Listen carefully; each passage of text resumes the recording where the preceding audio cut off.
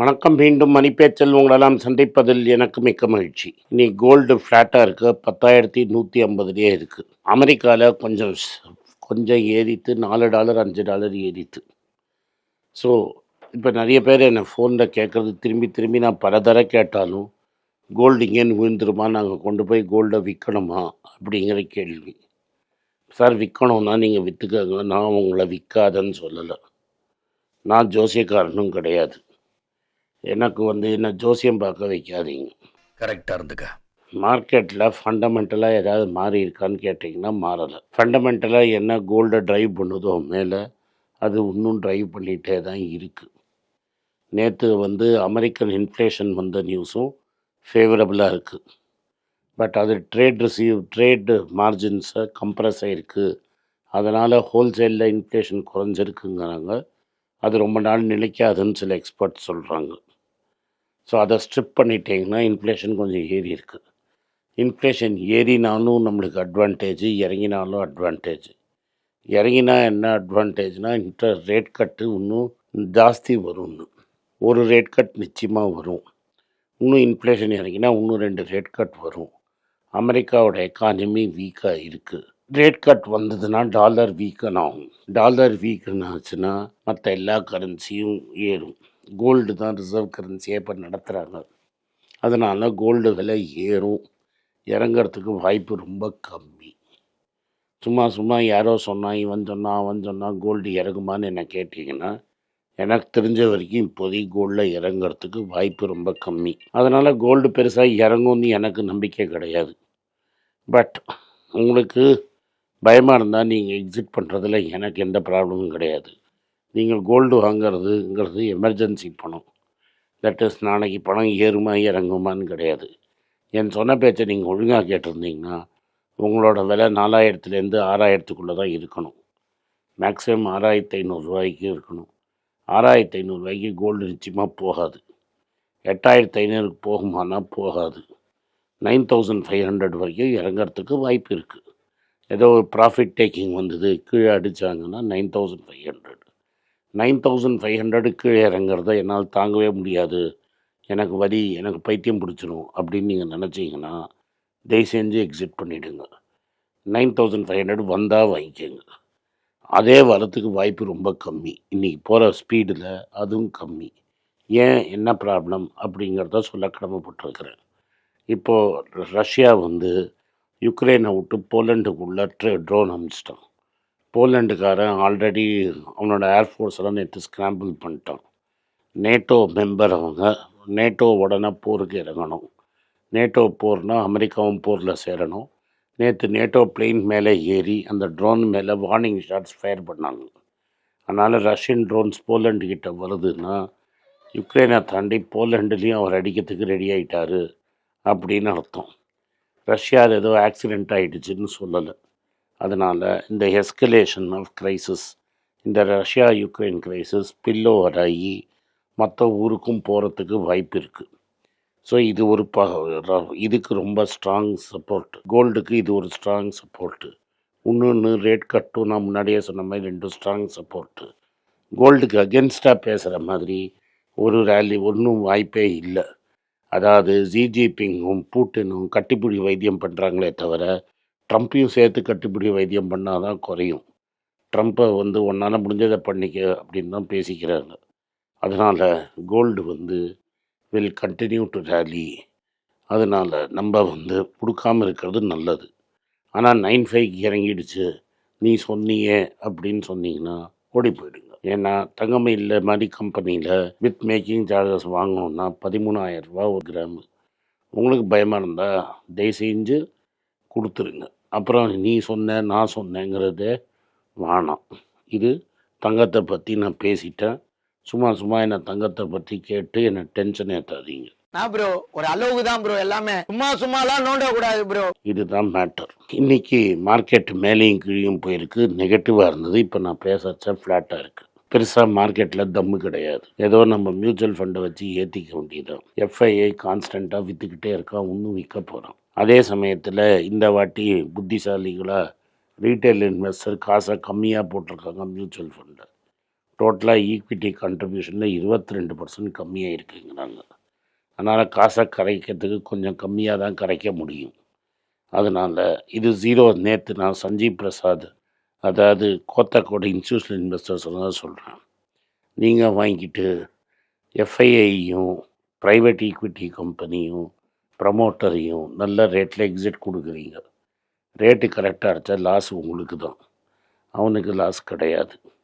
நேற்று கோத்தக் ஆள் institutional இன்வெஸ்டர்ஸோட empty டீட்டெயில்டாக கென்னுங்கிற பத்திரிகையில் பேப்பர் இன்டர்வியூ கொடுத்துருக்கிறார். அதையும் நீங்கள் படிச்சுக்கோங்க. இது ஓவராலாக மார்க்கெட்டு தங்கத்தை பற்றி பேசிட்டேன். இன்றைக்கி இப்போ செய்திகளை பேசுவோம். இண்டஸ்இண்ட் பேங்க்கோட புது சீஃப் என்ன சொல்லிட்டாரு? ப்ராசஸ் தான் முக்கியம், கம்ப்ளைண்ட்ஸ் தான் முக்கியம், ஆர்பிஐ தான் கடவுள்னு கணத்தில் போட்டுக்கிட்டார். இதை தான் பண்ணுவாருங்கிறத உங்கள்கிட்ட சொன்னேன். அதனால் ஹிந்துஜா இன்னும் காசு போடுறதுக்கும் ரெடியாக இருக்கிறான். அதனால் இண்டஸ்இண்ட் பேங்க்கோட வர்ஸ்ட்டு பிஹைண்டு புது ஆளை இன்டர்னல் ஆடிட்டுக்கு கொண்டு வந்தாச்சு. எல்லா ப்ராப்ளமும் சால்வ்டு. அன்லிஸ்டட் மார்க்கெட்டில் மங்காத்த ஆடாதீங்கன்னு உங்களுக்கு பல தடவை சொல்லியிருக்கிறேன். இருந்தாலும் பேராசை யாரை விட்டுது.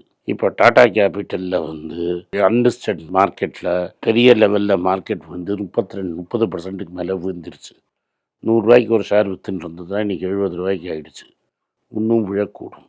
ஏன்னா நீங்கள் அன்லிஸ்டட் மார்க்கெட்டில் 7.6 டைம்ஸ் புக்காக இருந்தது. என்ன நினச்சிங்கன்னா இன்னும் கொஞ்சம் நாளைக்கு ப்ரைவேட்டாகவே வச்சு புக்கை ஏற்றிட்டு அப்புறம் கொடுப்பான்னு.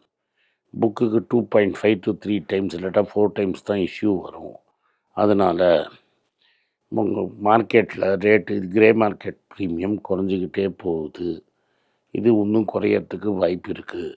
இதில் டாடா குடும்பத்தை சொல்லி ஒன்றும் யூஸ் கிடையாது. அதே சமயத்தில் டாடா குடும்பம் குரோமாவில் 1000 கோடி போட்டிருக்காங்க. அதை ப்ராஃபிட்டபிள் ஆக போகிறாங்க. அதை டாடா டிஜிட்டல் கடியில் கொண்டு வந்துட்டாங்க. இதான் சொன்னேன், இவங்க ஸ்ட்ரிங் ஆஃப் பேர்ல் ஸ்ட்ராட்டஜி வச்சுப்பாங்க. பிக் பாஸ்கெட் தனி பிராண்டு, இது தனி பிராண்டு, 1mg தனி பிராண்டு, எல்லாத்தையும் டாடா டிஜிட்டல் அடியில் கொண்டு ஒரு டிஜிட்டல் கம்பெனியை தனியாக உருவாக்குவாங்க. ரேர் எர்த் மெட்டல்ஸ் கிடைக்கிறது ப்ராப்ளமாக இருக்குது. ஆட்டோ கம்பெனிஸுக்கு இன்னும் ப்ராப்ளம் தீரலை. சைனா சொன்னாலும் ப்ராப்ளம் தீரலைன்னு மார்க்கெட் சோர்ஸஸ் சொல்லுது. வெறும் 30,000 வண்டி விற்றுருந்த இடத்த போய் இன்றைக்கி 1 லட்சம் எலக்ட்ரிக் ஸ்கூட்டர்ஸ் விற்குது. இதில் மெயினாக விற்கிறது டிவிஎஸ், பஜாஜ், 3வது ஓலா, 4வது ஏத்தர் ஓலாவை ஓவர்டேக் பண்ணிவிடுங்கிறாங்க. கடைசியாக ஹீரோ. ஹோண்டா இன்னும் சரியான ப்ராடக்ட் ஆஃபரிங்கை கொடுக்க முடியாமல் தத்தளிச்சிட்ருக்குங்கிறத தெரிஞ்சுப்போம். டாடா எலக்ட்ரானிக்ஸுக்கும் ரேர் எர்த் மெட்டல்ஸ் வேண்டிருக்கு.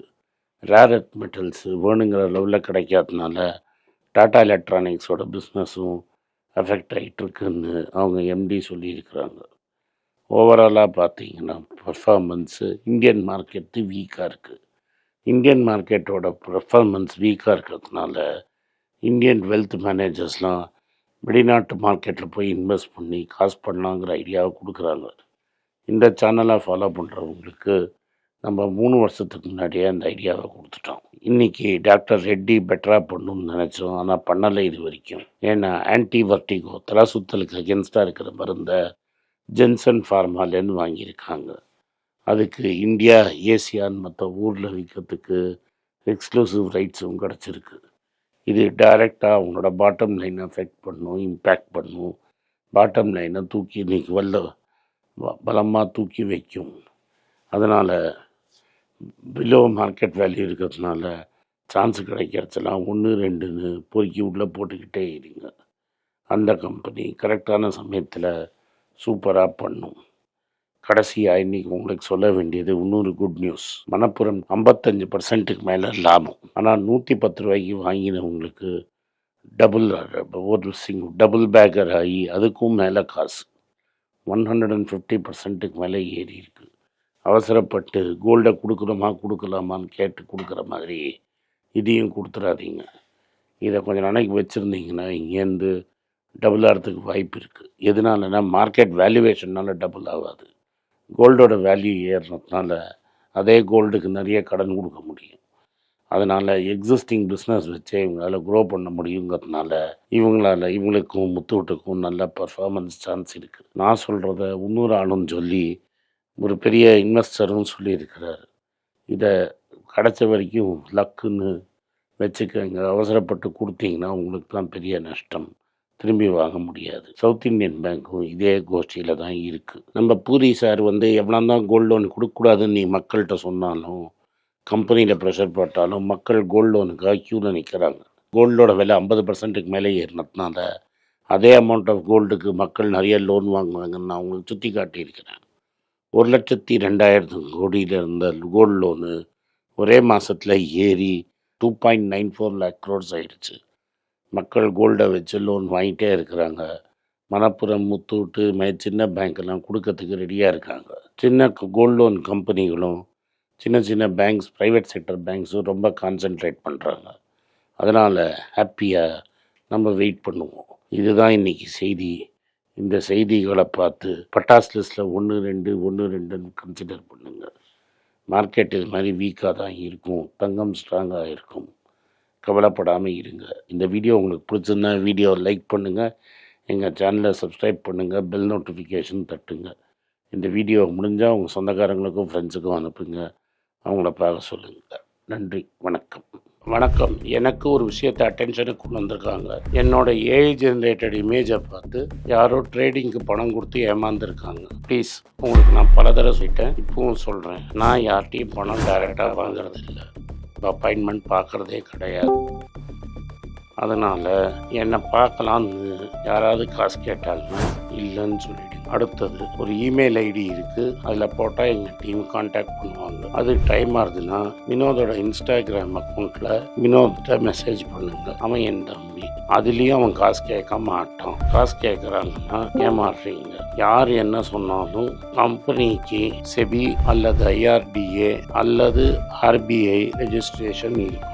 இந்த 3 ரெஜிஸ்ட்ரேஷனில் ஏதாவது இருந்தால் தான் உங்களோட பணத்தை நீங்கள் கொடுக்கணும். நீங்கள் இன்கேஸ் ஆஃப் இன்சூரன்ஸ் டைரெக்டாக இன்சூரன்ஸ் கம்பெனிக்கு தான் கொடுக்கணும். இன்கேஸ் ஆஃப் ட்ரேடிங் நீங்களே புரோக்கர்கிட்ட போட்டு ட்ரேட் பண்ணணும். மியூச்சுவல் ஃபண்டும் கம்பெனிக்கு தான் கொடுக்கணும். த்ரூ எக்ஸ்சேஞ்சு நீங்கள் வாங்கிக்கலாம். இதெல்லாம் எதுக்கு நான் உங்களுக்கு சொல்கிறேன்னா, யாரையாவது சொல்கிறாங்கன்னு நம்பி ஏமாறாதீங்க. உங்களுக்காக நான் ட்ரேட் பண்ண முடியாது, அது இல்லீகல். நான் ட்ரேடும் பண்ணுறது கிடையாது. அதனால் ட்ரேடிங் ப்ராஃபிட் பண்ணி தரேன்னு சொல்கிறது ஏமாத்தல். எனக்கு ட்ரேடிங் பண்ண தெரியாது. என் பேரை சொல்லி ட்ரேட் பண்ணி உங்களுக்கு ப்ராஃபிட் ஷேரிங்னா ஃப்ராடு, ஏமாற்றம். நான் யார்கிட்டையும் காசு கேட்கல, கேட்கவும் மாட்டேன்.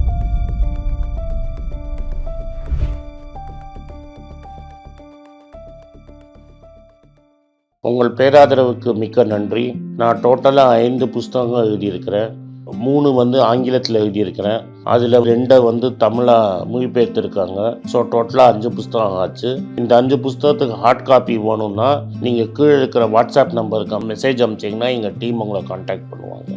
இந்த 5 புஸ்தகங்களில் 3 புஸ்தகம் கிண்டலில் இருக்குது. அமேசானில் கிண்டலில் வாங்கணும்னு ஃபீல் பண்ணுறவங்க நேராக கிண்டலில் வாங்கிக்கலாம். தமிழ்லேயே யாராவது ஃபைனான்ஸ் நியூஸ் படிக்கணும்னு ஃபீல் பண்ணிங்கன்னா தயவுசெஞ்சு moneypage.com விசிட் பண்ணுங்கள்.